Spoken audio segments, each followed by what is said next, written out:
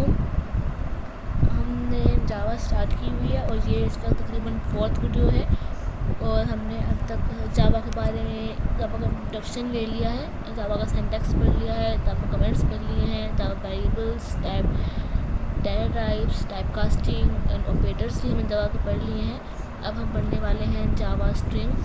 जावा string हम आज पढ़ेंगे और स्पेशल कैरेक्टर्स के बारे में पढ़ेंगे कि वो क्या होते हैं। और इस वक्त मैं वेबसाइट यूज़ कर रही हूँ, वो है W3 स्कूल्स और मैंने लिंक इस वेबसाइट का डिस्क्रिप्शन में दे दिया है, आप वहाँ से दे सकते हैं।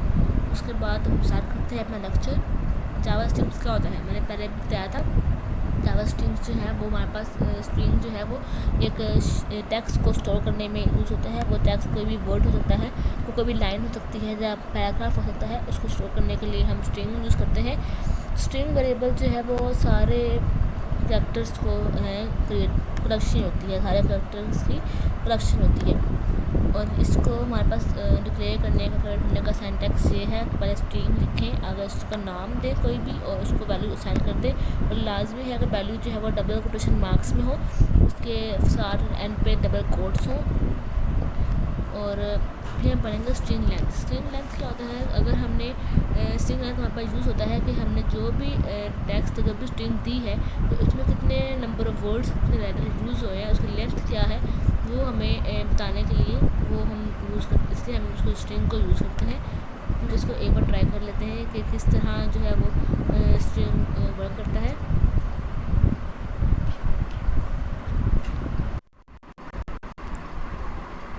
तो हम यहाँ पर पहले स्ट्रिंग का STRING स्ट्रिंग का एक वेरिएबल ले लेते हैं और उसके अंदर हम स्टोर कर लेते हैं स्ट्रिंग की वैल्यू जो डबल कोटेशन मार्क होगी। हम स्टोर करते हैं आई लव प्रोग्रामिंग। अब हम इसको हम सी आउट करवा लेते हैं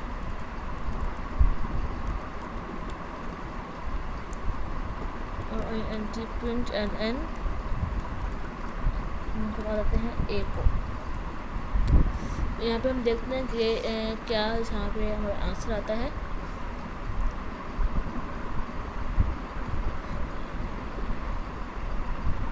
सॉरी, हमें यहाँ पे लेंथ को देखने आता है। हम यहाँ पे क्या करेंगे ए डॉट और उसके आगे हम लिख देंगे लेंथ LENG, लेंथ का फंक्शन जिसको यूज़ कर लेंगे। तो हम देखते हैं हमारे पास इस लाइन की जो है वो लेंथ क्या होती है। तो इस लाइन की हमारे पास लेंथ है 18। किस तरह से हम इसको काउंट कर लेते हैं एक बार। 1 2 3 4 5 6 7 8 9 10 11 12 13 14 15 16। यहाँ पे तो हमें 16 वर्ड देखे हैं, लेकिन ये 18 कैसे, क्योंकि हमने यहाँ पे स्पेस भी डाली है तो स्पेस को भी ये काउंट करता है। तो ये हो गई 17 स्पेस और ये हो गई 18 स्पेस। तो टोटल यहाँ पे हमारे पास वर्ड्स जो हमारे पास हमने यूज़ किए हैं वो 18 है और इसने हमें एक लेंथ दे दी है। तो इसका सिंटैक्स ऐसे है कि वेरिएबल का नेम जो होगा वो पहले आएगा, आगे डॉट और डॉट के बाद हमारे पास लेंथ हमने लिखनी है, लेंथ का फंक्शन यूज़ करना है। तो इस तरह हम जो है वो लेंथ किसी भी फंक्शन को दे सकते हैं, किसी भी स्ट्रिंग की दे सकते हैं और भी बहुत से मतलब यहाँ पे वो भी देख सकते हैं। अब है फाइंडिंग ए फैक्टर कि हम एक फैक्टर को स्ट्रिंग के अंदर कैसे फाइंड कर सकते हैं। फॉर एग्जांपल हमने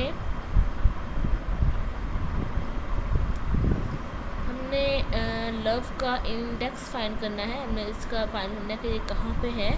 तो हम क्या करेंगे, हम यहाँ पर यूज़ करेंगे इंडेक्स ऑफ का फंक्शन यूज़ करते हैं हम INDEX इंडेक्स और शिफ्ट बाकी और ऑफ का ओ कैपिटल है और ब्रैकेट्स में हम वो लिखेंगे जो हमने यहाँ पे फाइंड करना है। फॉर एग्जांपल हमने यहाँ पे हमने लव फाइंड करना है तो हम इंडेक्स देखते हैं लव का कि हमने लव को फाइंड करना है कि वो कौन से इंडेक्स पे है, कौन सी जगह पे यूज़ हो रहा है। तो ये हमें इसका इंडेक्स दे देगा। तो इसका इंडेक्स बनता है 2। तो यहाँ पे हमारे पास 2 जो है वो आउटपुट हो गया है। जो इससे क्या होता है कि हम कोई भी वर्ड हमने कोई सेंटेंस में कोई सेंटेंस हो या पैराग्राफ हो, कोई वर्ड हमने फाइंड करना हो कि वो कहाँ पर है, कौन से इंडेक्स पे है, तो उसके लिए हम इंडेक्स ऑफ का फंक्शन यूज़ करते हैं। ये बात ध्यान रखिएगा कि इंडेक्स का आई स्मॉल है और ऑफ का ओ कैपिटल है। तो इंडेक्स ऑफ जो है वो लोकेट के लिए यूज़ होता है कि किसी भी वर्ड को हमने कहाँ लोकेट करना है। हम स्ट्रिंग कॉन्कैटिनेशन किसी दो ज़्यादा चीज़ों को आपस में जोड़ना।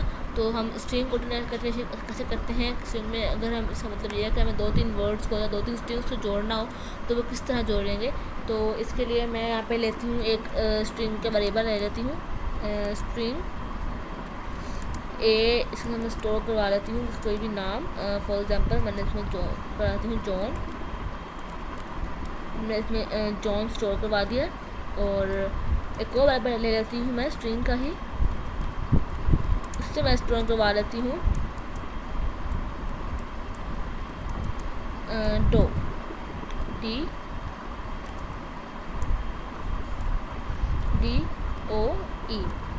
मैंने इसमें डो स्टोर करवा लिया है। अब मैं चाहती हूँ कि दोनों जो वर्ड्स हैं वो आउटपुट स्ट्रीम के पहले जॉन लिखा हुआ है, उसके फ़ौरन बाद जो है वो डो लिखा हुआ है, मतलब दोनों जो है वो सेम आए। तो उसके लिए हम कैसे करेंगे, हम करते हैं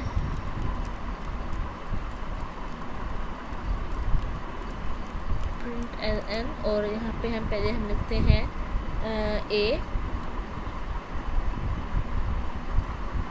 लिखते हैं। उसके बाद हम यहाँ पे लिखते हैं प्लस, क्योंकि जो दो के बीच में हमें स्पेस चाहिए, या अगर हम स्पेस में नहीं चाहिए तो हम फिर ऐसे बस बी लिख देते हैं। अगर हमें स्पेस चाहिए तो हम यहाँ पर एक स्पेस देंगे और क्लोज कर देंगे, फिर प्लस लिखेंगे और हम बी लिख देंगे, ब्रैकेट क्लोज एंड क्लोज। तो हम देखते हैं कि इसका हमारे पास क्या आउटपुट आता है। इसका आउटपुट आना चाहिए पहले जॉन आए और एक स्पेस आएगा, अभी में डो आएगा, उसके बाद लिखा हुआ आएगा ऐसे, जिससे मेरे यहाँ पर लिखा हुआ आया है जॉन और डो को उसने कंबाइन करके लिखती है। ये है हमारे पास कॉन्कैटिनेशन फंक्शन। तो अगर हमें स्पेस नहीं डालनी तो हम यहाँ पे स्पेस वाला पार्ट स्किप कर लेते हैं और सिंगल प्लस होगा। अब हम देख लेते हैं कि हमारे पास क्या आउटपुट आएगी। तो जहाँ पर हमारे पास जॉन डो जो है वो एक साथ लिखा हुआ आ रहा है, जिसमें स्पेस नहीं है, तो ये हमारे पास कॉन्कैटिनेशन फंक्शन किसी दो वर्ड्स को कॉन्कैटिनेट एक साथ जोड़ने के लिए इस्तेमाल होता है। और इसका ऐसे हम इसको इस तरह भी कर सकते हैं, लेकिन यहाँ मुश्किल होगा तो हम एक फंक्शन हम यूज़ करते हैं कॉन्कैट। जो है वो सिंपल है। इसमें हम क्या करते हैं कि अगर हम चाहते हैं कि दो जो है वो वर्ड्स लिखे हो आए तो हम यहाँ क्या करेंगे, हम यहाँ लिखेंगे ए डॉट कॉन्कैट और यहाँ पर दे देंगे ब्रैकेट के अंदर बी कि हमने ए और बी को कॉन्कैटिनेट करना है। तो यहाँ पे हम देखेंगे हमारे पास क्या आंसर आता है। ये देखें, यहाँ भी हमें दोनों वर्ड्स जो हैं, दोनों चीज़ें जो हैं वो ज्वाइन होके एक दोनों वेरिएबल्स का आंसर जो है एक साथ आ रहा है। तो इसलिए यूज़ होता है कॉन्कैटिनेट का। ये एक फंक्शन इजी वे है यूज़ करने का। उसके बाद हम करते हैं एडिंग नंबर्स एंड स्ट्रिंग। हम स्ट्रिंग के अंदर नंबर्स ऐड नहीं कर सकते, अगर हम करेंगे भी तो सही नहीं आएगा। फॉर एग्जांपल हाँ इंट में हम करते हैं, अगर नंबर ऐड तो इंट में एक्स करते हैं, इंट वाई लेते हैं, तो इन दोनों को ऐड करेंगे तो हमारे आंसर जो है वो 30 ही आएगा। अगर 10 लेंगे तो उसका आंसर 30 ही आएगा। लेकिन अगर हम इसको स्ट्रिंग में करते हैं तो स्ट्रिंग में आंसर जो है वो नल देगा, कुछ भी दे सकता है, तो कुछ भी दे देगा, इसका एग्जैक्ट आंसर नहीं देगा ये।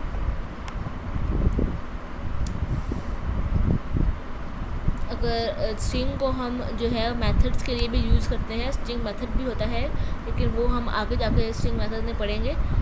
लेकिन फ़िलहाल तो हम सिंपल सा इसकी सीख रहे हैं कि इसका सिंटैक्स कैसे है। इसके बाद हमारे पास आ जाता है स्पेशल कैरेक्टर्स। स्पेशल कैरेक्टर्स जो हैं वो जावा में यूज़ होते हैं, वो किस तरह से हैं, वो क्या है। तो हमारे पास है पहले एस्केप फैक्टर बैकस्लैश और हमने कॉमन डाला हुआ है। इसमें हम ये क्यों यूज़ करते हैं, ये हमें सिंगल कोड को अगर हम टेक्स्ट में प्रिंट करवाना हो तो उसके लिए हम ये यूज़ करते हैं बैकस्लैश। हम इसकी एक बार एग्जांपल देख लेते हैं ये किस तरह हमारे पास यूज़ होगा। तो हम क्या करते हैं, इसको ख़त्म कर देते हैं और यहाँ पर हम लिखते हैं, हम यहाँ पर कोई भी टेक्स्ट दे देते हैं। हम देते हैं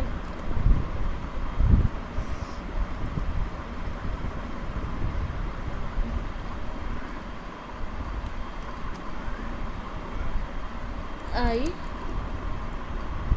लव, और हम चाहते हैं कि लव के इर्द गिर्द जो है वो सिंगल कोट आए, तो हम क्या करेंगे कि एक बैक स्लैश डालेंगे और बैक स्लैश के बाद छोटे से कोमा ऊपर डाल देंगे। तो ये हमारे पास क्या फंक्शन करता है हम ये भी देखेंगे। मैंने प्रोग्रामिंग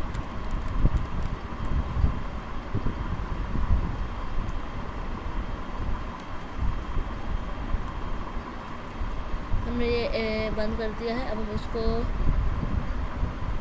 रन करके देखते हैं। इसको हम कहते हैं एस्केप सीक्वेंस। अब आप देख सकते हैं हमारे आउटपुट में आई लव के इर्द गिर्द ये शो हो रहा है, सिंगल कोट शो हो रहा है। तो बैक स्लैश और सिंगल कोट हमारे पास इसलिए यूज़ होता है कि हम टेक्स्ट में कहीं भी अगर हमें सिंगल कोटेशन डालनी है तो उसके लिए हम ये यूज़ करते हैं। और फिर हमारे पास डबल कोट, इस्तेमाल कहा होगा टेक्स्ट के ऊपर जहाँ सिंगल कोट आया है वहाँ पर डबल कोट आ जाएगा। और ये बैक स्लैश है एक बैक स्लैश प्रिंट करवाने के लिए। ये हमारे पास यूज़ होता है कि अगर हम प्रोग्राम में एक स्लैश प्रिंट करवाना चाहते हैं एक, तो हम उसके लिए डबल बैक स्लैश यूज़ करते हैं। यहाँ पर देख लेते हैं किस तरह ये रन करेगा।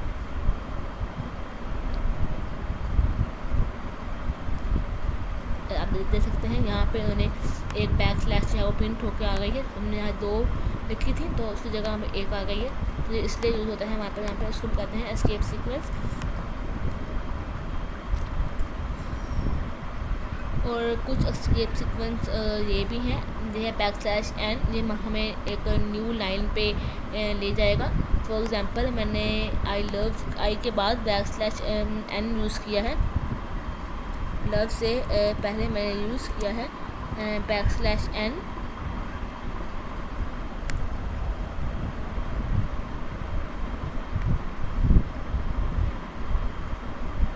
देख सकते हैं कि आई के बाद हमने स्पेस थी वहाँ बैक स्लैश एन यूज़ किया, तो वो लव जो है वो नीचे कर्सर जो है वो नेक्स्ट लाइन पे आ गया। उसके आगे जो भी लिखा होता है उसमें एज इट इज़ वहाँ पिन कर दिया। तो ये बैक स्लैश एन इससे जो होता है आर जो होता है वो कैरी रिटर्न वो साथ में आ जाएगा। हमारा कर्सर जो है वो कट साथ में आ जाएगा। हम ये भी देख लेते हैं कि ये हमारे पास किस तरह से वर्क करता है बैक स्लैश आर। हम यहाँ पे ये हटा देते हैं।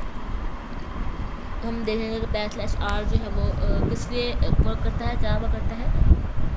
इसका वैसे आखिर तरह कैरेज रिटर्न क्या करता है कि हमारे पास जो लाइन होती है, जो हमारे पास टेक्स्ट होता है उसके बाद नेक्स्ट टाइम पे वो पहुंच जाता है। कैरेज रिटर्न का यूज होता है। और बैक स्लैश टी जो है वो एक टैब की स्पेस ले आता है बीच में। यहाँ पर एक टैब की स्पेस जो होगी वो बीच में ले आएगा।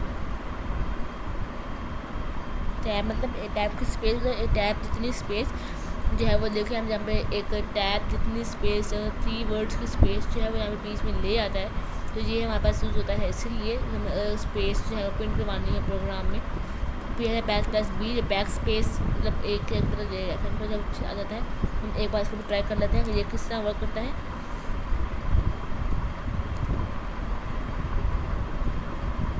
देखिए यहाँ पे इस वक्त इस तरह का एरर तो नहीं दे रहा है, लेकिन ये यूज़ कर रहा है। इसका मतलब ये है कि कुछ कंपाइलर्स जो हैं वो इसको सपोर्ट नहीं करते और कुछ हैं वो सपोर्ट करते हैं। तो उसको समझ नहीं आया तो उसने ये पिन करवा दिया। तो आप देख लीजिएगा किसी और कंपाइलर पे IntelliJ पे बहुत अच्छा शो होगा।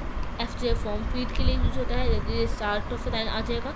तो ये थे हमारे पास स्पेशल कैरेक्टर्स, और इंशाल्लाह बाकी जो हैं वो हम नेक्स्ट लेक्चर में पढ़ेंगे। तब तक के लिए अल्लाह हाफ़िज़।